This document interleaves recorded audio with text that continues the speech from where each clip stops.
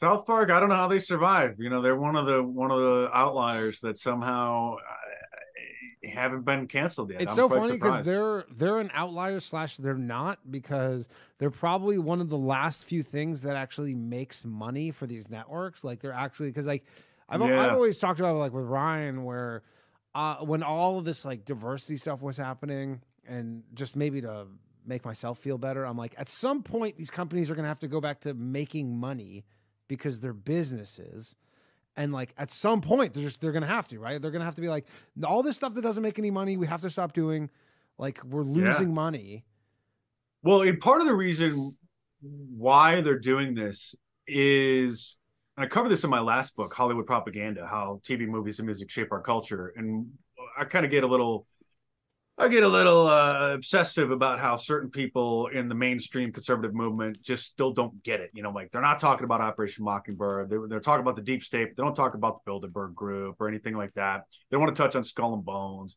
You know, a little too conspiratorial for them, even though Operation Mockingbird is, about as, documented as anything.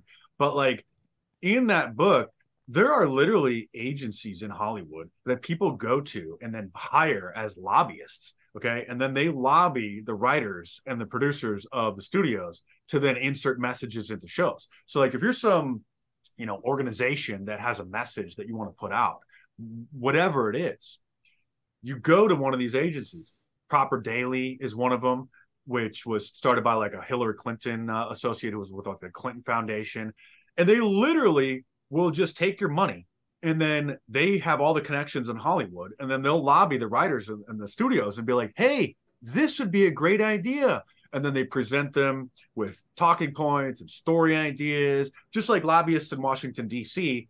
Groups pay them to go and lobby members of Congress to introduce bills. Yeah.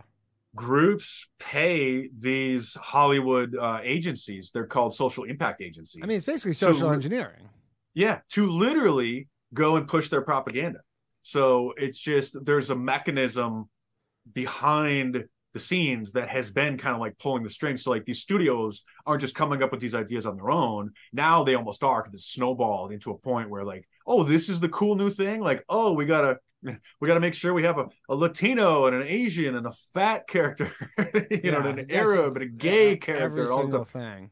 But before that, like what really I think started this was those agencies, and they just kept pushing and pushing.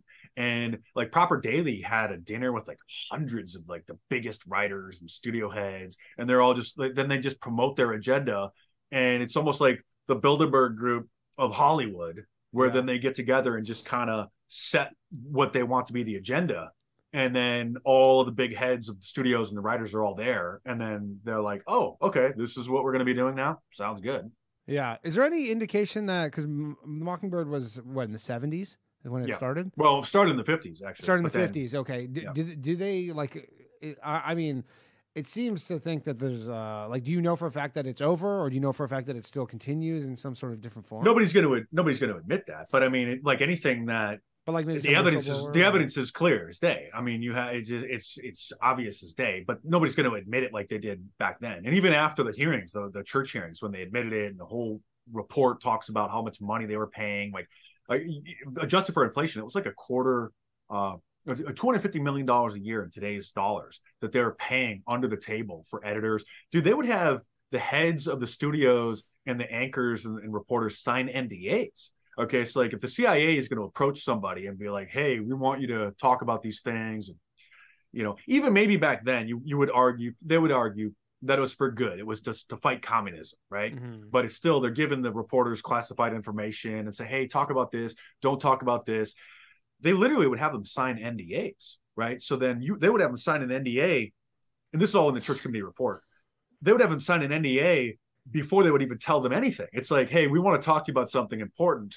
Sign this NDA. And then they tell you what it is that they want to tell you. And then they bring you on board. So, and I had somebody like, it turned out to be Starbucks. I figured out who it was.